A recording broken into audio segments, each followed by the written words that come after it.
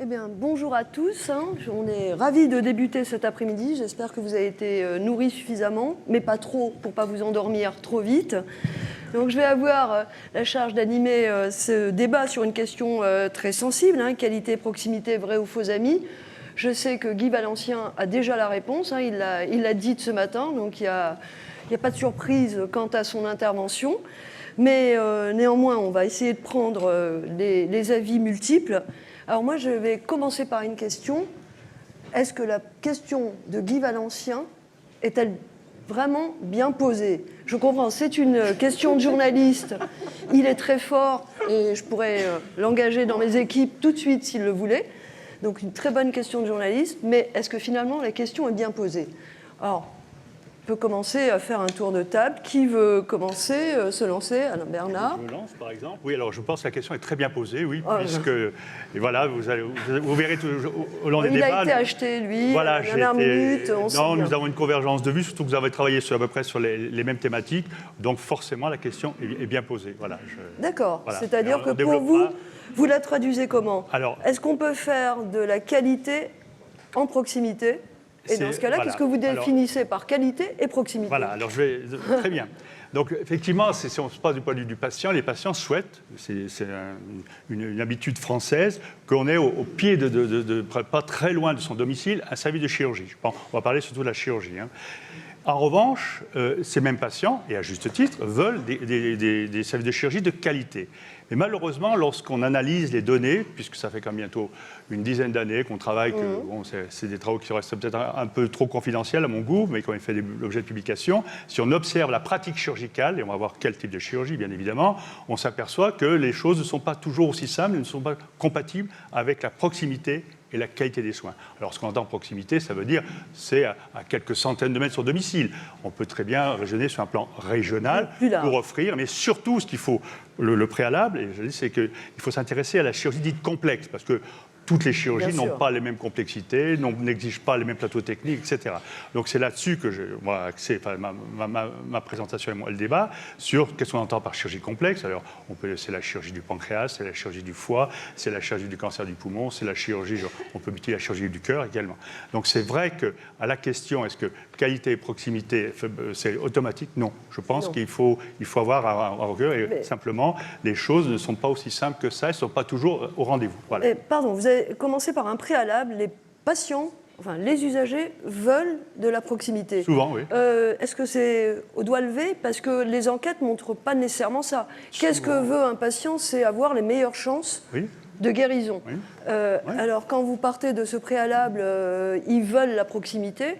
Est-ce que ce n'est pas la conviction du chirurgien que vous êtes, plus que la réalité? Non, oui, peut-être qu'il y a des enquêtes, mais il n'y a pas si longtemps que ça, les patients ne voulaient pas, par exemple, pas faire 1 heure, voire 1 heure et demie de route pour aller se faire opérer, je précise, pour une intervention complexe. On ne parlera pas d'appendicectomie, de hernie, et encore que, on n'en sait rien là-dessus, je sais pas très bien. Mais surtout, ce type de chirurgie, c'est ce qu'on entend en proximité. C'est-à-dire que le patient, à l'autre bout de la ville, il a un service de chirurgie.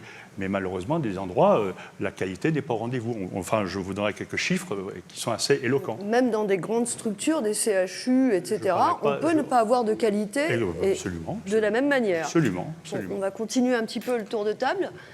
Madame Rask, est-ce que vous trouvez que la question est bien posée? N'ayez pas peur, il est à côté, mais alors, je vais être aussi dans le sens du fait que oui, la question elle est forcément bien posée, parce que c'est Guy Valencien qui l'a posée. Donc c'est une bonne question, par définition. Pour autant, c'est une définition, une question qui pose plusieurs questions en termes de définition, justement. Vous l'avez dit, de quoi on parle? De quoi on parle quand on parle de qualité, de proximité en santé, et même santé? On parle en effet de la chirurgie, on parle de soins spécialisés, mais est-ce qu'on parle de soins de premier recours? Est-ce qu'on parle aussi de la prévention santé? Par rapport aux échanges qu'on a eus ce matin, où on évoquait justement toutes ces questions d'approche holistique de la santé, Et vous comprendrez d'où je vous parle de la mutualité sociale agricole, qui est le deuxième régime de sécurité sociale en France et qui couvre le monde agricole et rural. Forcément, ces questions de proximité, elles sont très prégnantes. Et forcément également, ces questions d'approche holistique sont importantes, puisque en tant que guichet unique de nos populations, on est toujours à se poser la question des différents déterminants de la santé, et pas uniquement, évidemment, le soin au sens curatif. Et donc, de qui on parle? De quoi on parle? Si on parle en effet de prévention santé, la proximité, elle paraît nécessaire. Mais proximité, ce n'est pas forcément proximité géographique. Ça peut être aussi l'accessibilité. Oui, c'est la grande... Ouais. Exactement. C'est vrai qu'il n'y a que la France qui parle vraiment de proximité dans le sens géographique. Ce qui est envisagé normalement par d'autres pays en termes de proximité, c'est plutôt l'accessibilité. Parce qu'effectivement, on ne peut pas mettre un médecin sur le paillasson de chaque usager, donc c'est plutôt la possibilité d'accéder à ça.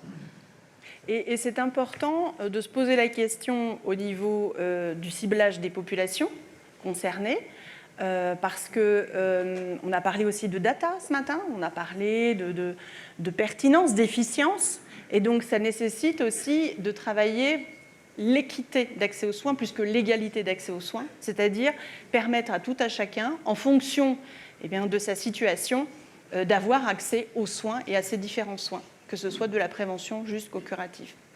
Et là, évidemment, au niveau de la mutualité sociale agricole, on y travaille ardemment et on est appuyé en cela parce que, vous le savez, on a un système de démocratie sociale avec 15 000 élus sur le terrain qui sont autant de représentants de ces assurés, de ces patients finalement, et de ces habitants de ces territoires ruraux aussi, et qui sont à la manœuvre, j'ai envie de dire, pour nous aider à construire des projets de territoire.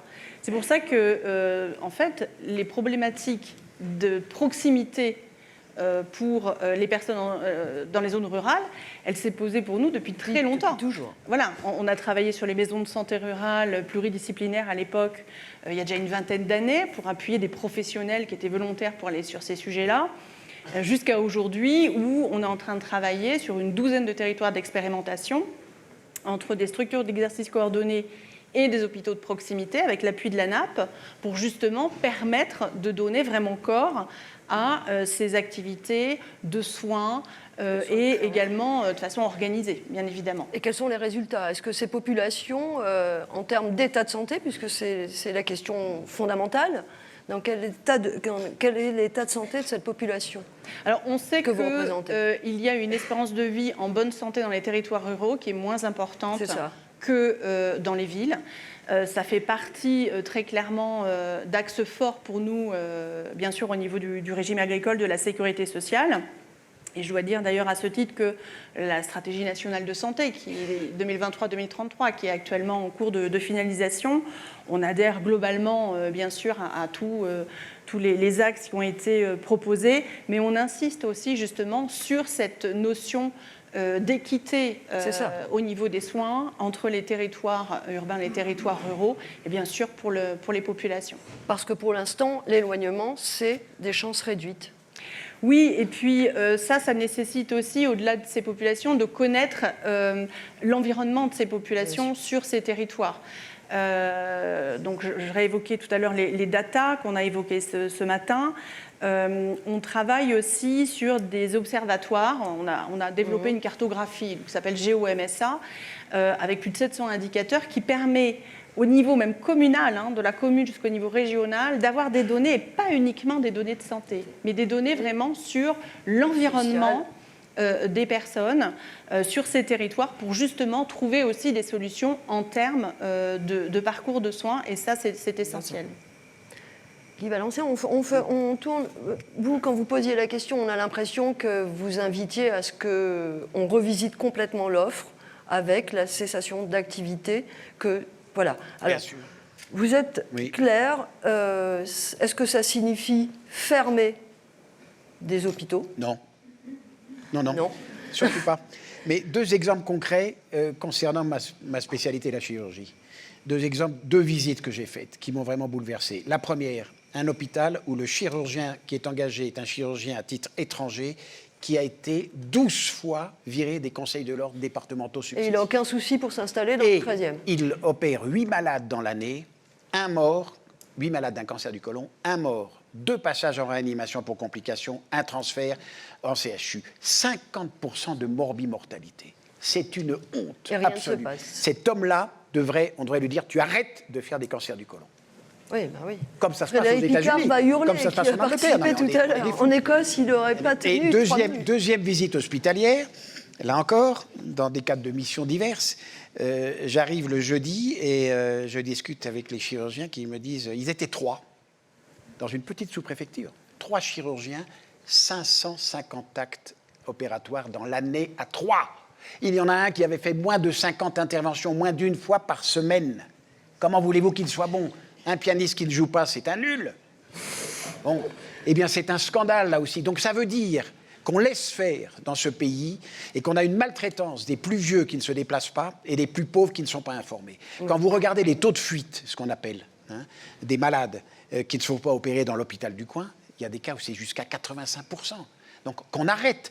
Il ne s'agit pas de fermer les hôpitaux, on garde les immeubles, on garde les personnels et on les transforme en cités santé de proximité, de prévention, de réhabilitation, en petits soins de médecine avec quelques lits, parce que les petits vieux, il faut tourner autour, parfois quelques jours pour comprendre, en petites urgences, et on fait venir les spécialistes à la journée. Mais excusez-moi, voilà. qui vous allez faire travailler dans ces structures alors qu'on a un énorme problème d'attractivité de ces métiers? Mais ils seront bien plus heureux de travailler dans des structures qui correspondent à ce qu'il faut localement. Est-ce que c'est pas un vœu pieux d'imaginer ça? Est-ce que vous les avez interrogés? Est-ce que déjà on a un problème d'attractivité dans ces territoires? Si demain vous dites qu'ils ne feront plus, en bref, que de la prévention et de l'ETP? Non, du soin. Quel type de soin? Du soin adapté à la proximité. Oui, c'est-à-dire mais nous pas avons de l'expertise. assez d'infirmiers, nous avons assez de médecins. Arrêtons de croire qu'on en manque. C'est un problème de répartition et de défaut de transfert de tâches en plus. Les répartitions, pour l'instant, c'est la liberté d'installation qui prévaut. Eh bien oui, moi je suis de ceux qui considèrent qu'on devrait non pas interdire, mais vous voulez vous installer là, mais il y en a déjà assez, ok, mais vous le faites à vos frais, la Sécu ne paierait pas. Et vous verrez qui s'installera à ce moment-là. Il ne s'agit pas d'interdire, il s'agit... Vous devrez attendre qu'il y en ait un qui parte parce qu'ils sont assez nombreux là. D'accord. Vous partagez. Alors, la question Fragosi. posée, la question était-elle pertinente? Vous saviez que vous alliez vous faire applaudir, pas par tout le monde, mais par certains. Oui, la question, bien sûr, est pertinente, même si elle est polémique. Elle se veut polémique. Qualité des soins, vous l'avez dit, c'est d'abord accessibilité des soins. Mais accessibilité géographique, mais pas que. Accessibilité en temporalité, parce que les soins, ils peuvent être proches, mais si on a 34 heures, 8 heures aux urgences pour pouvoir être pris en charge, on sait les conséquences que ça peut avoir. Ça veut dire aussi accessibilité financière. Pour pouvoir prendre en charge. Et bien évidemment, cette accessibilité aux soins, il y a des soins de qualité. Et on en a parlé dans plusieurs tables rondes, c'est-à-dire conformes aux bonnes pratiques, évaluées et qui permettent de garantir qu'il n'y a pas de perte de chance pour le patient. Vous venez d'en citer des contre-exemples. Maintenant, quand on dit ça, est-ce qu'on en déduit pour autant, comme vous l'avez dit, qu'il faut tout partout? Oui. C'est dans ce sens que je pense que la question est polémique. Eh bien, la réponse est non, par définition.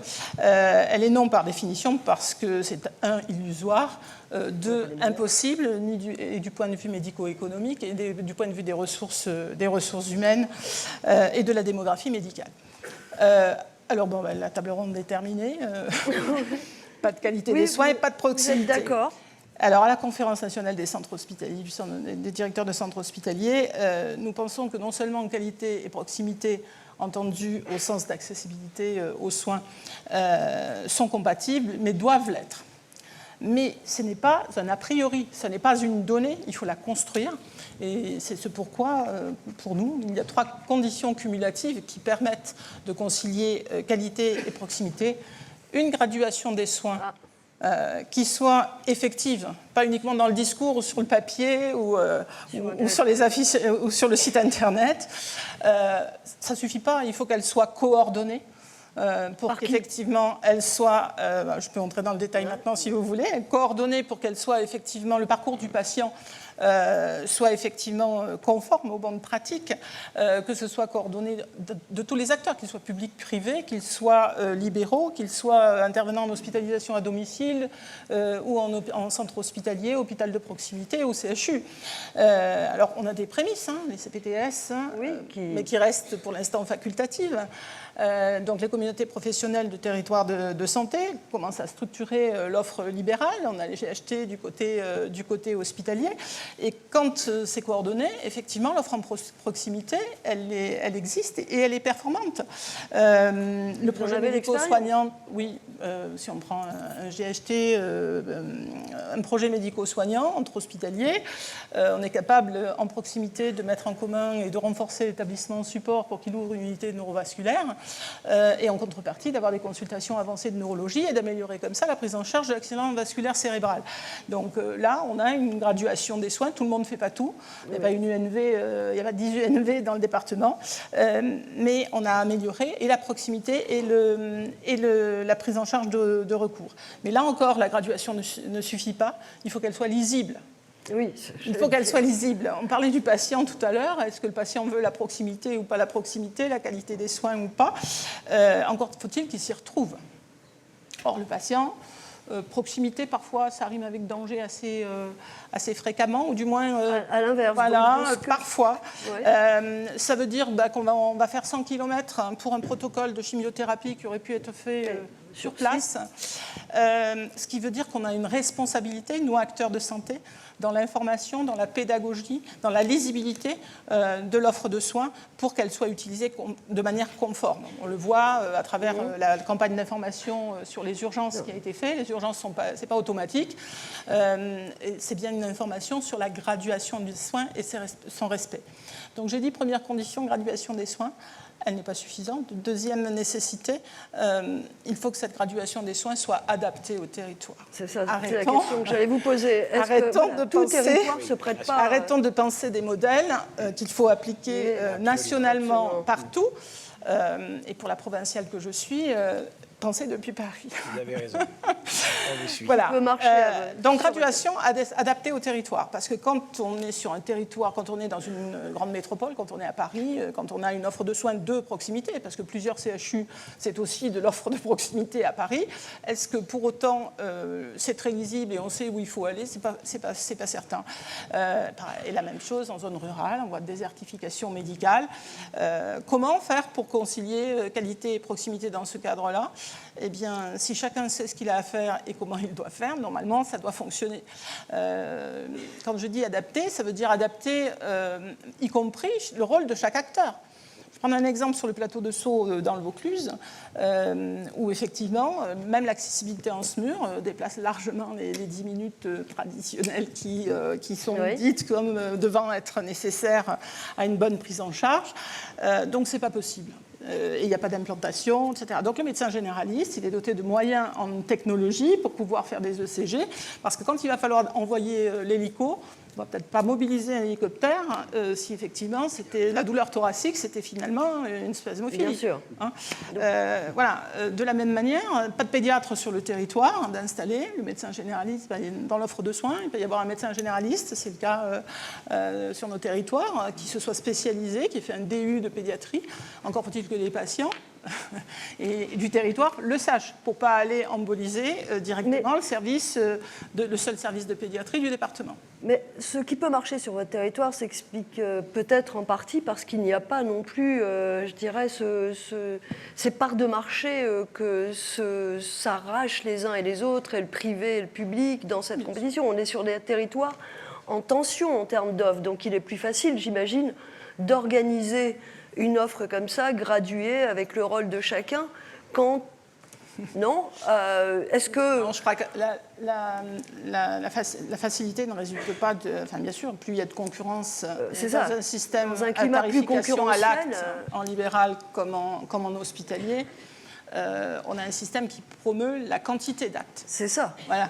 Donc, à partir de ce moment-là, c'est sûr qu'on n'a pas de prime à la qualité et à la coopération. C'est peut-être des éléments qui, dans la réforme de financement, pourront être pris en compte. Je pense que plus plus précisément, c'est le leadership, la volonté des acteurs de vouloir De réussir. entraîner et mettre au premier champ la qualité des Oui, parce que comment faire pour que tout le monde soit gagnant, entre guillemets? Ça, c'est compliqué, j'imagine. Amine Garbi, vous avez pris des notes. La question, enfin, je ne sais pas que c'est toi qui l'avais posée, parce que je ne l'avais pas comprise. Ah ben voilà. Je n'ai pas comprise. Quand tu as expliqué, ça va mieux. Mais moi, j'aurais dit qualité, proximité, j'y vais pas. J'y vais pas. C'était le thème sous-jacent. Ta position sur l'installation des médecins, j'ai un scoop à te donner. Tu ne seras jamais ministre de la Santé. Hein. Non. Jamais. Je sais, mais je ne le cherche pas. Pourtant, tu aurais pas mal d'idées qui seraient intéressantes à apporter. Je pense qu'il faut qu'on arrête de mentir. Qu'on arrête de se mentir et de mentir à nos concitoyens, à nos patients. Dans la salle, on a un souci de santé. Demain, on a le meilleur service, le meilleur IRM, la meilleure réponse. Demain. Le patient lambda, sur un territoire donné, il nous fait confiance. Et cette confiance, on est en train de la trahir. On va marquer urgence. Dans ces urgences, il s'y passe quelquefois des choses abominables. Et je ne fais pas public-privé, je fais l'ensemble des secteurs. Il y a marqué chirurgie. Combien de fois, dans mes établissements, je vais aux portes du bloc, établissement de proximité, de village, un papy, une mamie, un aîné qui s'est fait une fracture du col du fémur, qui est dans l'entrée du bloc opératoire, alors, vous avez mal, oui, qui va vous opérer? Ah, je ne sais pas. Il fait confiance. Oui. Il fait confiance à l'institution santé, public-privé. Tu l'as dit, un chirurgien qui fait 10 malades par an, je pense que c'est une caricature sur le cancer, il faut évidemment l'arrêter. Dans le privé, ce n'est pas possible, parce qu'on est payé à l'acte. Et ce serait pour moi, c'est une insulte de dire que les chirurgiens font des actes pour rien. Pour moi, c'est une insulte. Je veux dire, on ne peut pas considérer... Qu'est-ce que vous voulez dire? C'est une insulte. Mais de penser que les chirurgiens... Vous pensez que c'est faux? Bien sûr. Mais bien sûr que c'est faux. Les dérives médicales... Vous questionnez toute la pertinence. Les dérives médicales, c'est 1%.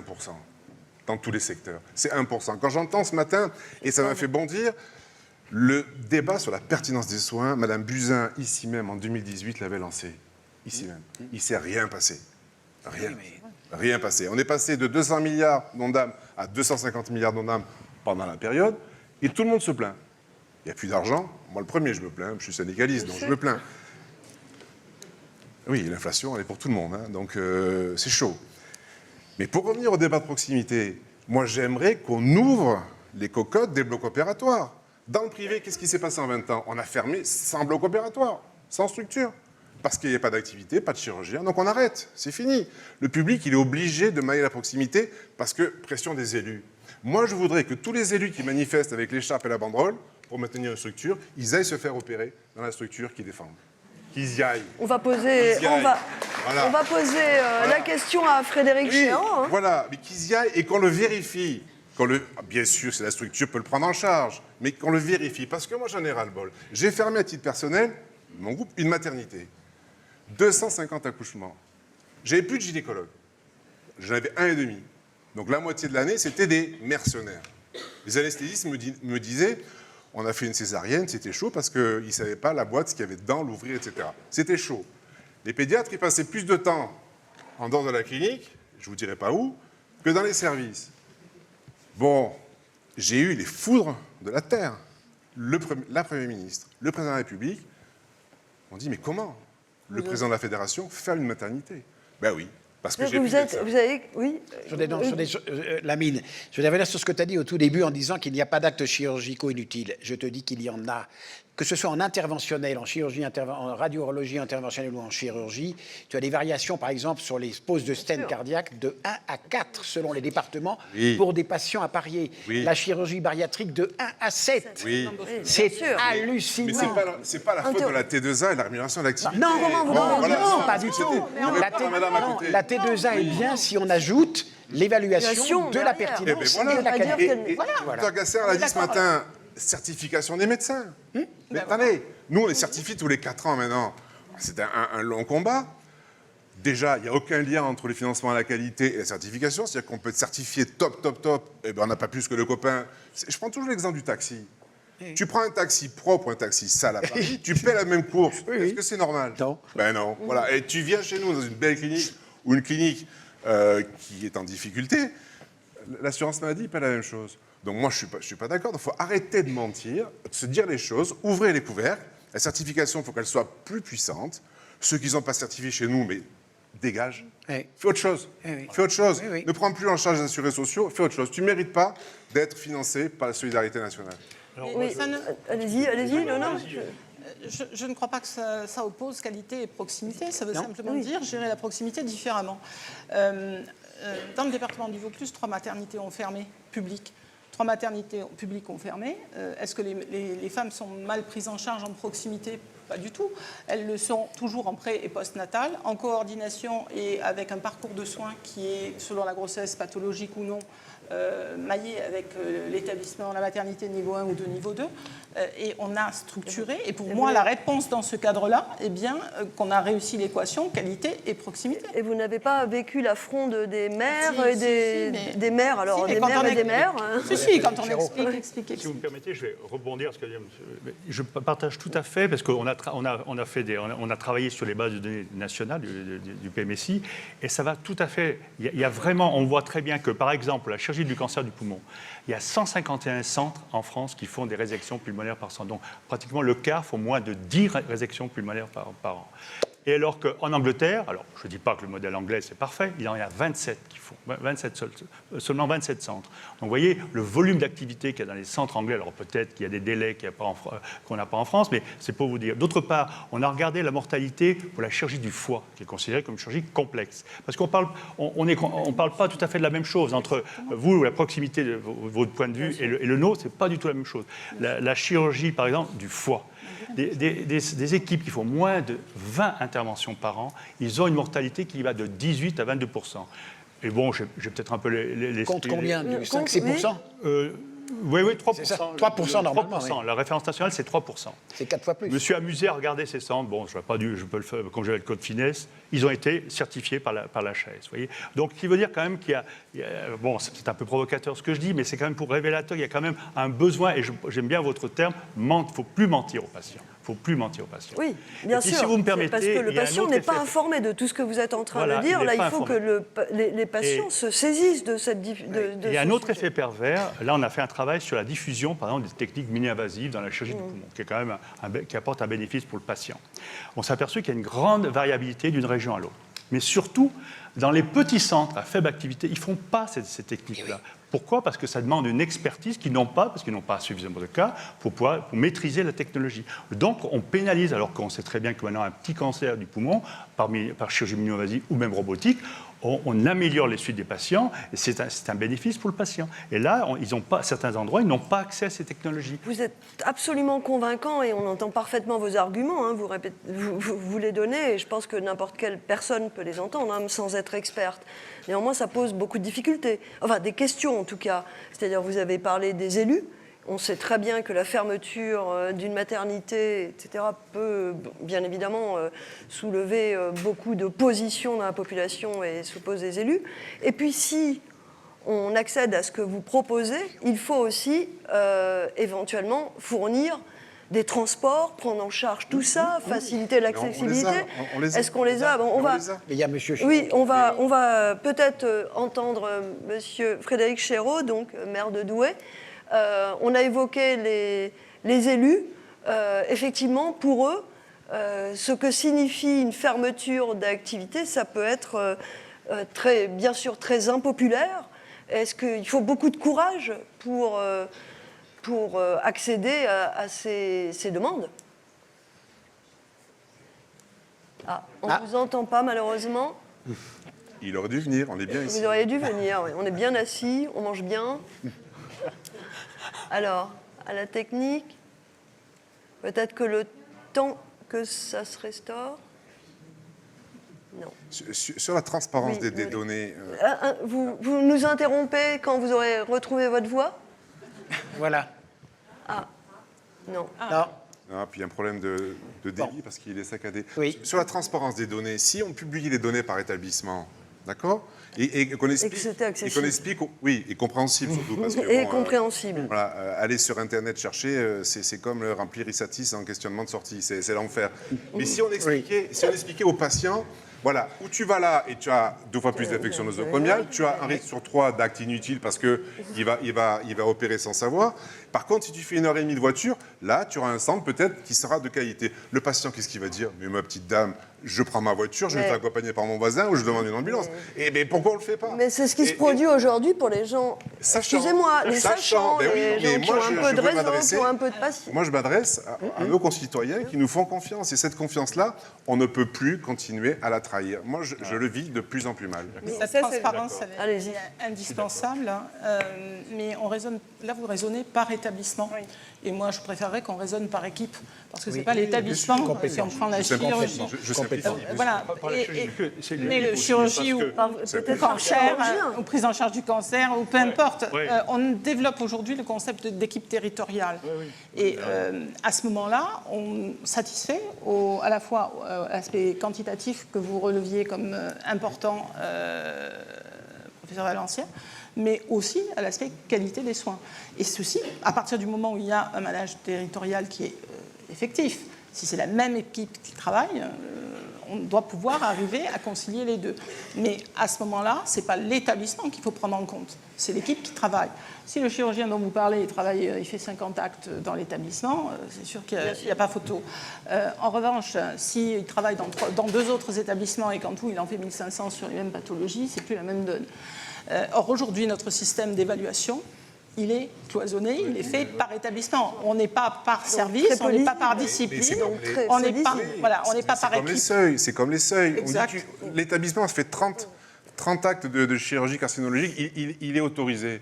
Il y a 4 chirurgiens, il y en a un qui en fait que 2 par an. Il va continuer à les faire? Non. Donc il faut un seuil par praticien. C'est un seuil par praticien. Est-ce que c'est envisageable? Mais moi, j'ai envie de vous dire, alors je ne suis pas médecin. Moi non plus. Je ne travaille pas dans un hôpital. Il n'y en a pas beaucoup à cette table, finalement. Mais par contre, vous êtes un peu pardonné. Je suis dirigeante d'un service public qui s'intéresse justement à la vie de nos concitoyens sur des territoires qui sont bien souvent des territoires aussi isolés. Et donc, la question qui se pose, c'est la question du parcours. Ce n'est pas en silo de dire, à un moment donné, j'ai besoin d'être opéré, quel chirurgien je vais aller voir? OK, mais alors, qu'est-ce qui se passe avant en fait? Bien sûr. Qu'est-ce qui se passe avant? On a quand même un certain nombre de personnes qui n'ont même pas accès et qui ne se donnent pas le droit d'accéder à un médecin généraliste, de prendre soin de leur santé. C'est-à-dire qu'ils ne se donnent même pas le droit, pardon. Je vais vous donner un exemple très concret. Nous, sur notre population, depuis 2017, on a mis en place un dispositif qui s'appelle les instants santé, qui est en fait un dispositif sous forme d'entretien motivationnel avec des infirmiers. Il n'y a pas de médecin. Voilà. Délégation, avec des infirmiers formés à l'entretien motivationnel. Et donc, on cible en fait des personnes qui ne consomment aucun soin, ne font pas d'actes de prévention, etc. Et vous savez que sociologiquement, dans la population, notamment des agriculteurs, on a quand même une partie de la population qui ne prend pas beaucoup soin de sa santé. D'accord ? Et on se rend compte qu'on arrive, dans 70% des cas, il y a eu une publication, une évaluation d'impact qui a été faite dans la revue épidémiologique de santé publique en début d'année sur notre dispositif. Dans 70% des cas, on arrive à remettre les personnes dans le système de soins. Donc, ce n'est pas forcément qu'il n'y a pas de médecins, c'est aussi une réalité sur les territoires ruraux. On en parlera, je pense, et j'espère tout à l'heure, notamment par rapport au sujet de délégation, etc. Mais il y a aussi cette notion de pouvoir accéder à ce système de soins. Donc il faut aller vers ces populations. Exactement. C'est ça. On ne peut pas attendre qu'elles arrivent parce que celles-là, on ne les voit jamais. Voilà. Et quelqu'un qui n'a pas eu de parcours de soins, le jour où il y a un gros problème, peut-être que historiquement, parce que maintenant je pense que les gens sont quand même plutôt bien informés, mais il était peut-être rassuré, cette personne, de se dire, ben voilà, j'ai l'hôpital de proximité, etc., qui peut... Aujourd'hui, je pense que ça, ce n'est plus totalement vrai. Par contre, il faut donner des alternatives. Et ces alternatives, je suis complètement d'accord avec vous, elles doivent être trouvées dans une approche territoriale avec les différents acteurs autour de la table, bien sûr les élus locaux, qui ne sont pas que des empêcheurs de tourner en rond, qui connaissent aussi leur territoire et leur population. Bien sûr. Et puis, bien sûr, les professionnels de santé, tous les professionnels de santé, parce que là, on parlait du suivi, par exemple, en gynéco, etc. les sages-femmes, un travail formidable, les sages-femmes. Oui, parce que cette réforme, tout ce que... Il y a les pharmaciens, il y a les infirmiers, voilà. Et j'ai même envie d'aller au-delà. Sur un certain nombre de sujets, est-ce qu'on a besoin toujours de professionnels de santé? La santé mentale. Bien sûr. Le suicide des agriculteurs, je vous fais pas un dessin, malheureusement, on en parle. On a mis en place un programme de prévention du mal-être agricole. On s'appuie sur ce qu'on appelle des sentinelles. C'est des citoyens que l'on forme. Les citoyens lambda. Alors, ils ne vont pas soigner les gens contre une maladie mentale. Mais on va pouvoir en fait, capter ces personnes et les intégrer justement dans le système de soins, être pris en charge par un psy, etc. Donc, il y a des solutions qui existent. Et on va écouter le maire de Douai qui a sûrement des choses à dire là-dessus. On va revenir sur la délégation, mais on va écouter bien sûr Frédéric Chéreau. Bon, je voulais rassurer tout de suite M. Garbi en lui disant que moi-même, en tant qu'élu local, en tant que patient, si je dois me faire opérer, je préfère avoir le meilleur, quitte à ce qu'il soit au bout de la France, qu'à côté de chez moi. Voilà. Et le sujet n'est pas là, en fait. Le sujet n'est pas là. Quand on parle de proximité, la vraie question, c'est pourquoi faire? En fait, se faire opérer, passer sur le billard, ça va nous arriver peut-être 2, 3, quelques fois dans une vie. La masse des interactions médicales que nous connaissons, ce sont des interactions justement de proximité avec son pharmacien, avec son infirmier, avec son médecin traitant, Tout à fait. avec des acteurs de proximité. Et la proximité, c'est d'abord ça. En fait, on parlait de gradation tout à l'heure, on ne fait pas la même chose au même niveau de distance. Ce qui se fait souvent tous les jours sur des actes simples doit être au plus près du patient. Et dans une proximité d'ailleurs à la fois financière, il y a le vrai sujet du tiers payant quand on va voir son médecin. Pour certaines personnes que je connais, ils sont à 1 euro près sur le mois. Devoir payer pour aller chez le médecin, même une petite somme si on n'a pas de mutuelle, est une barrière. Il y a la proximité sociale aussi. Certaines personnes pour qui c'est intimidant d'aller voir un professionnel de santé et qui vont peut-être parfois poser la question dans une réunion de santé publique qu'on fait dans l'association de quartier ou dans le centre social. Ça, c'est le premier niveau de recours aux soins. Après ça, l'hôpital de proximité, oui, les élus locaux le défendent. Et je mettrai mon écharpe pour défendre nos hôpitaux de proximité, ne serait-ce que parce que dans certains territoires, il n'y a plus du tout de médecine de ville. Et l'hôpital de proximité est le seul outil qui permette que ce territoire ne soit pas un désert médical. Mais évidemment, dans l'hôpital de proximité, ce qu'on va demander, ça va être de la consultation médicale, du soin pré- et post-opératoire, du soin de suite et de réadaptation. Ça va être éventuellement, peut-être, dans certains hôpitaux, un service d'urgence, mais de premier niveau, qui ne va pas tout traiter lui-même. La bobologie, la traumatologie, pourquoi pas. C'est une opération compliquée, alors on emmène le patient. Le vrai sujet d'ailleurs, c'est celui du transport. Un patient pauvre qui habite à Douai, qui n'a pas de voiture, qui ne sait pas prendre le train, qui ne sait pas prendre le métro, parce que j'en connais. Cette personne-là, si on lui dit on vous emmène en VSL à Lille pour l'opération, on ramène à Douai ensuite pour le suivi, pas de problème. Et si on lui dit vous devez aller vous-même à Lille, quand pour cette personne, parfois venir en centre-ville de Douai, c'est déjà un effort parce qu'elle manque de mobilité, alors on n'y arrivera pas. Je termine sur un mot que j'ai entendu tout à l'heure, celui de prévention. Je pense que ça, c'est aussi quelque chose qui doit se faire en hyper-proximité. Absolument. Justement avec des acteurs que je citais qui sont dans ce que j'appellerais le halo de soins, c'est-à-dire des acteurs non directement sanitaires, des centres sociaux, des associations de quartier, où j'ai parfois vu venir s'informer sur la santé des gens qui ne seraient jamais venus à l'initiative d'une association. Prévention, dépistage, tout ce que nous faisons au fond aujourd'hui à Douai dans le cadre de la responsabilité populationnelle et où le projet a été porté par l'hôpital et on est même en train de rapprocher ça de l'habitant en demandant à la CPTS de porter ces sujets-là parce qu'il faut pour le coup sur la prévention, sur le dépistage, qu'on soit en hyper proximité. Et je termine parce que quelqu'un tout à l'heure parlait de financement. Je suis et nous sommes à l'AMF très favorables à ce qu'on repense le système de financement en se disant la prévention, le dépistage doit être au centre du système. Et ça coûtera moins cher demain si on dépiste des gens diabétiques ou à risque, insuffisants cardiaques ou à risque, très en amont, qu'on les accompagne en ville, en hyper-proximité, à vivre avec leur pathologie ou avec leur risque de pathologie, plutôt que d'attendre qu'ils soient gravement malades pour devoir mobiliser une expertise lourde dans un CHRU. Demain, en tant que contribuable et en tant qu'élu, si on me dit on opère de moins en moins en France parce qu'on n'en a plus besoin, les gens sont pris en charge en amont, ça me va très bien. Il restera toujours des besoins d'opérer dans des cas ponctuels. Et le but, justement, c'est de réduire ce besoin d'opération en intervenant le plus en amont possible de la chaîne. Et la prévention, malheureusement, depuis des années, on en est toujours au même point. Je crois que le budget le pourcentage est tombé à 1,98% depuis le temps que vous éreintez. 12,7 milliards.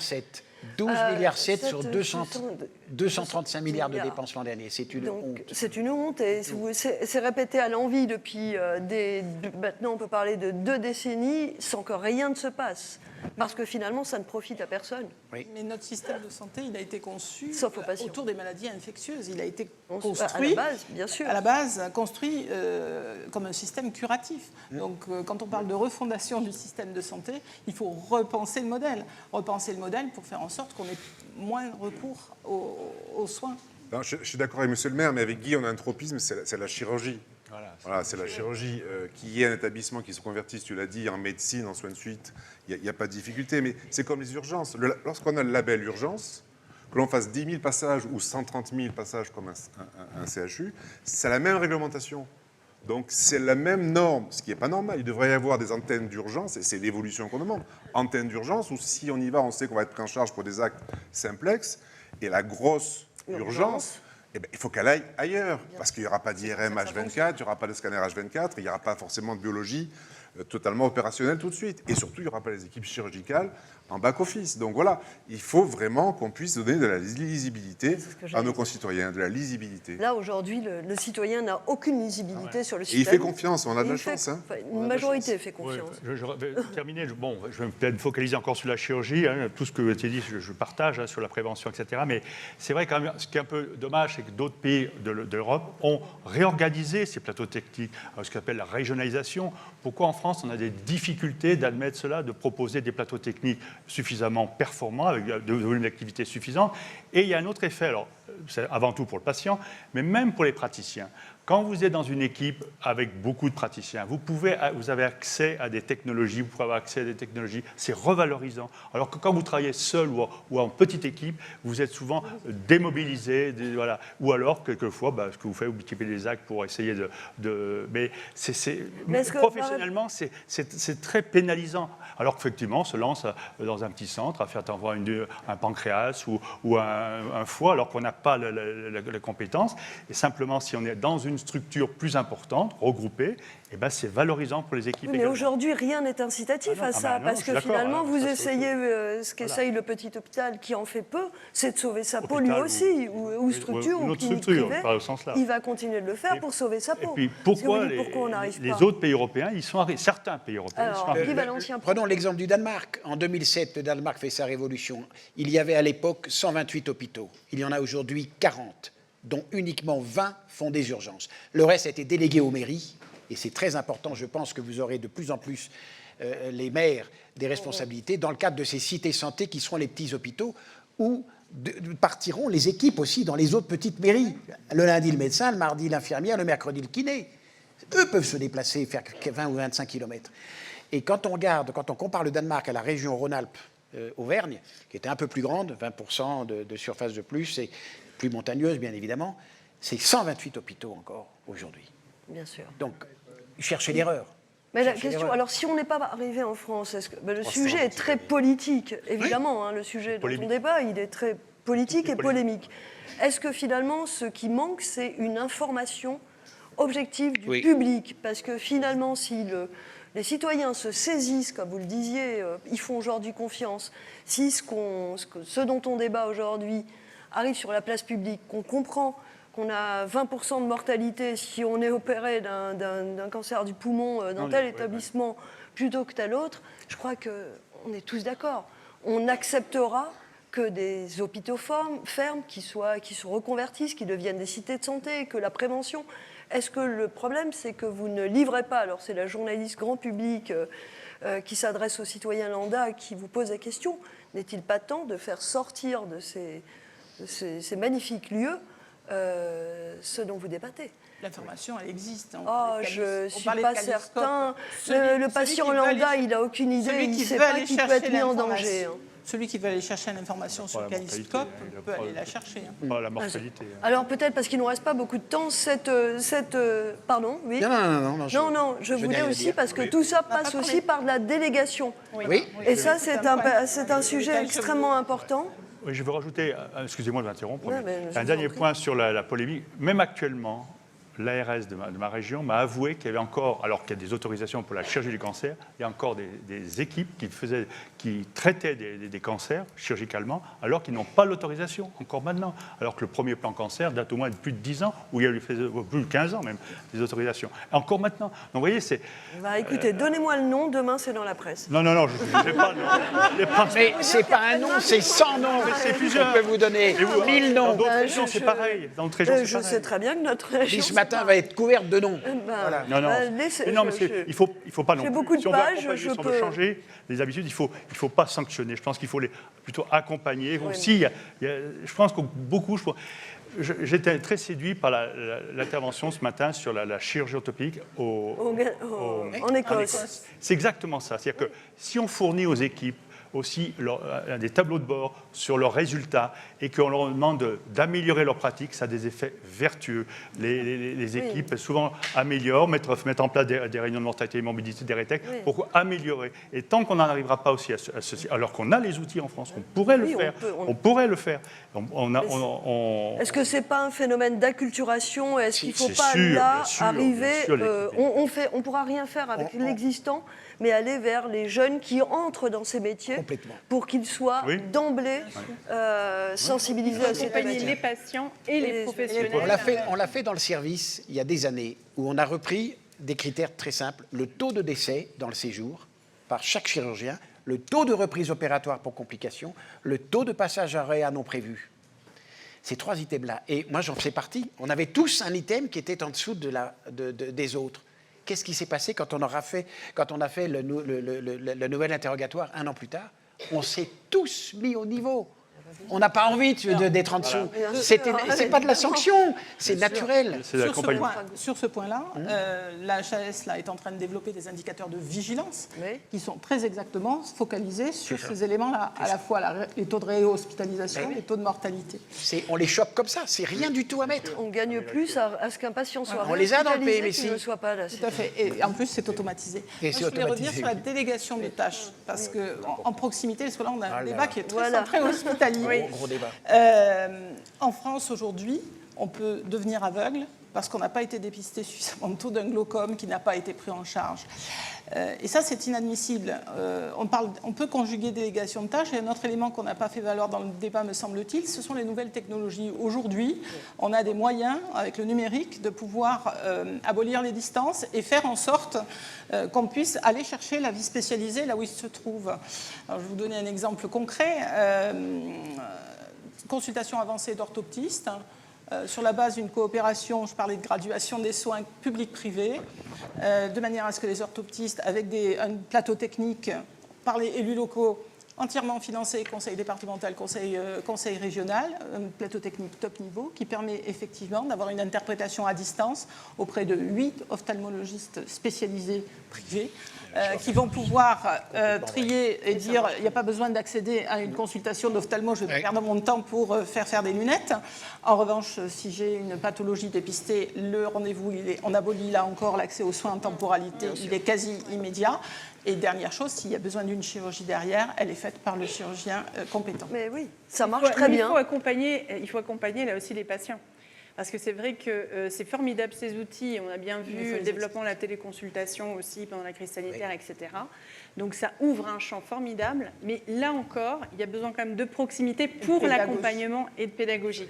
Un mot sur la transparence. Il y a 20 ans, le médecin, il avait en face de lui son patient et le docteur Vidal. Ceux qui lisaient le Vidal et toutes les contre-indications des médicaments où le médecin prescrivait. Après, il a eu le docteur Google. Maintenant, il a le docteur ChatGPT. Et qui va lui dire, cher docteur, vous avez opéré 25 annus valgus, vous avez eu 3 infections nosocomiales, 2 retours en soins en post-opératoire. Êtes-vous capable de m'opérer? Ça va être ça. Ça va être ça. Donc, et Caliscope, ok, c'est superbe, mais franchement, il faut y aller se le cogner. Mais là, ça va être automatique. Absolument. Docteur Martin, et on va tout savoir, parce que les données de santé, demain, c'est des passoires. C'est des passoires. Oui, mais plutôt tout va se croiser. Donc la CNIL, pour moi, c'est un château de sable qui fait chaque jour la marée fait ce que l'enfant il a fait le lendemain, la veille. Bon, voilà, tout va se savoir. Il faut penser que, attendez, il y a des piratages de partout. Les superbanques sont piratées, la CIA est piratée, et nous on pense qu'on va tenir et que le point il ne doit pas faire son Mais classement. plutôt parce que que ce ça va soit bien. ChatGPT qui fait ça, Oui. vaut mieux que l'on mais c'est ce que je confie dis. ça C'est ce que je dis. à un Comme ça, organisme public. indépendant, Ben, public. Voilà. Nous, les fédérations, qu'on publie nos établissements, la qualité de nos sites et les équipes. Puis, il y a quand même une méthodologie à respecter aussi. C'est Quand ce même. que fait Voilà. l'autorité en santé. Quand même. Oui, mais si on réfléchit mais pendant 5 ans, voilà. si on réfléchit pendant 5 ans, il va se passer 5 ans. Bon, on a un âge avancé, il faut se dépêcher quand même. Regardez On la le verra pas, difficulté, quoi. la difficulté qu'ont eu certaines IPA, certaines infirmières en pratique avancée à travailler après avoir fait 2 ans de formation complémentaire, parce qu'on est dans un système qui n'a pas tout organisé. Et donc, quand c'est elle qui fait le boulot, c'est pas le médecin qui le fait. Or, c'est celui qui fait l'acte qui touche. Donc, on est dans un système complètement délirant et qui pose la question à terme de savoir jusqu'où ira le paiement à l'acte. C'est ça. Parce qu'on se pose vraiment...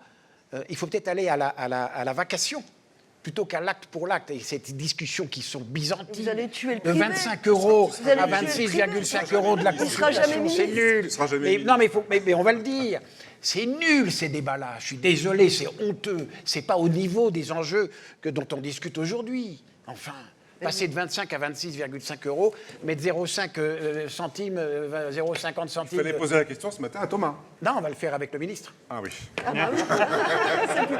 Pourquoi faire compliqué quand... Mais vous avez dit, on a eu le problème des IPA, on l'a toujours. Les Et oui. IPA, ça Et fonctionne c'est merveilleux pas. de voir, en fait, c'est des personnels immensément utiles. C'est toute la chaîne de soins et de prévention, depuis l'aide-soignante jusqu'au médecin, qui est en train de bouger vers plus de qualifications. Mais qu'est-ce qu'ont posé les médecins généralistes en particulier? Si les IPA font les actes simples qui nous permettent finalement que notre activité soit plus ou moins rentable, on est foutu. D'être plus lente, Donc, une médecine plus lente. pardon C'est pas toujours le point de vue. Certains médecins généralistes comprennent qu'ils vont retrouver, ils vont se refocaliser sur l'acte médical, sur lequel ils ont la vraie plus-value. À condition d'être À revalorisé. À condition de coordonner, là encore une fois, le travail de l'IPA, le travail éventuel de l'assistant médical et le travail du médecin généraliste. C'est des choses qui peuvent se faire par des regroupements de cabinets libéraux avec la mutualisation d'IPA de pathologies chroniques, sur les pathologies chroniques. Et sans décréter les solutions Bien sûr, en travaillant avec les acteurs aussi sur les territoires. Moi, j'insiste un peu là-dessus, et Monsieur le maire l'a précisé, puisqu'il y a des acteurs de territoire qui permettent aussi de trouver des solutions efficientes. Il faut aller beaucoup plus vite. Combien de temps on a mis pour que mes confrères en pharmacie puissent soigner la cystite de la dame et l'angine du gamin, quoi. C'est honteux. C'est Mais honteux. même Ils la refusaient- vaccination, Ils par refusaient à des dames, je dirais, de délivrer un monuril. Enfin, franchement, quoi. Franchement. Mais est-ce que justement, alors c'est un peu plus la crise sanitaire, la crise du Covid, où on a vu un petit peu toutes les cloisons s'effondrer, de la délégation se faire, des vétérinaires vaccinés, etc., aurait pas dû être une période favorable à justement remettre un peu tout à plat, puisque ça a été fait pendant. L'air corporatif repartent. C'était l'esprit Covid. On a vécu, voilà. malgré le drame, on a vécu des moments incroyables d'entraide Absolument. interstatut. On s'en foutait du statut et on a vécu des moments et on avait des solutions innovantes. On a monté les services de réanimation en 15 jours, autorisés, dérogatoires, alors que d'habitude il faut 10 ans pour avoir un nom. 10 ans pour avoir un nom. Là, en 15 jours, on avait l'autorisation et le matériel, il arrivait. Je dirais, on avait des respirateurs gratos pour monter ces réanimations. Voilà, Donc on a montré que c'était faisable. Oui, et puis ça a marché. Pas partout, mais ça a marché. Voilà. Et puis, on l'a oublié, l'esprit Covid. L'ancien ministre de la Santé, François Braun, en parlait très souvent. Il faut le retrouver. Aurélien est dans cette logique. Il est pour le décloisonnement. Il l'a écrit, il l'a dit, puis je pense qu'il le dira tout à l'heure. Public, privé, libéral, tous ensemble. Et arrêtez de nous taper dessus avec ce PLFSS complètement stupide qui arrive, etc. Bon, ça, je développe, je change. On arrive au thème. Est-ce que peut-être Frédéric Chéreau peut peut dire un petit mot de conclusion? Est-ce que le maire... Est-ce qu'il est toujours parmi nous? Non, oui. Oui. Une petite conclusion. Une petite conclusion. Je pense qu'effectivement, on a vu beaucoup de choses évoluer à l'occasion de la crise du Covid et aussi à l'occasion de cette crise des vocations médicales. Et je commence, moi, aujourd'hui, à Douai, à raconter aux gens que probablement, dans quelques années, ils auront peut-être un pharmacien référent ou une infirmière référent, mais plus forcément un médecin référent, parce qu'on n'en sera pas capable, moi, dans les 10 prochaines années, et que peut-être les médecins qui vont les consulter seront des gens qui changeront, ce ne sera pas toujours la même personne, et parfois certains, malheureusement, en vidéoconsultation. D'où l'importance d'ailleurs d'avoir un professionnel de santé de proximité qui puisse les connaître la famille, les suivre, et qui demain, peut-être malheureusement, ne sera pas forcément un médecin. Voilà. Je reviens sur un autre sujet, celui du financement. Encore une fois, moi je serais très favorable en tant qu'élu local et en tant que contribuable à ce qu'on dise à tous les professionnels, on vous finance localement à l'échelle d'un bassin pour que ensemble vous fassiez en sorte que les gens soient dans la meilleure santé possible. Et il faut que quelque part le financement favorise les comportements de coopération, de prévention, de dépistage. Il faut soigner quelqu'un, dire écoutez, on vous finance sur un parcours de soins. Cette pathologie-là, nous on estime que peut-être c'est 2 rendez-vous. Si vous en faites 4, tant pis pour vous. Si vous en faites 15, tant mieux pour vous. Ne multipliez pas les actes, on vous finance sur le résultat. Sur un forfait pour une pathologie ou pour un parcours de soins. Ce genre de réflexion, à mon avis, c'est le bon moment pour les mener aujourd'hui. Encore une fois, on a sans doute la possibilité de soigner aussi bien, de manière un peu plus intelligente et avec un coût maîtrisé. Merci beaucoup. Et on voit que quand on est intelligent, on arrive à tous tomber d'accord. Merci infiniment à tous.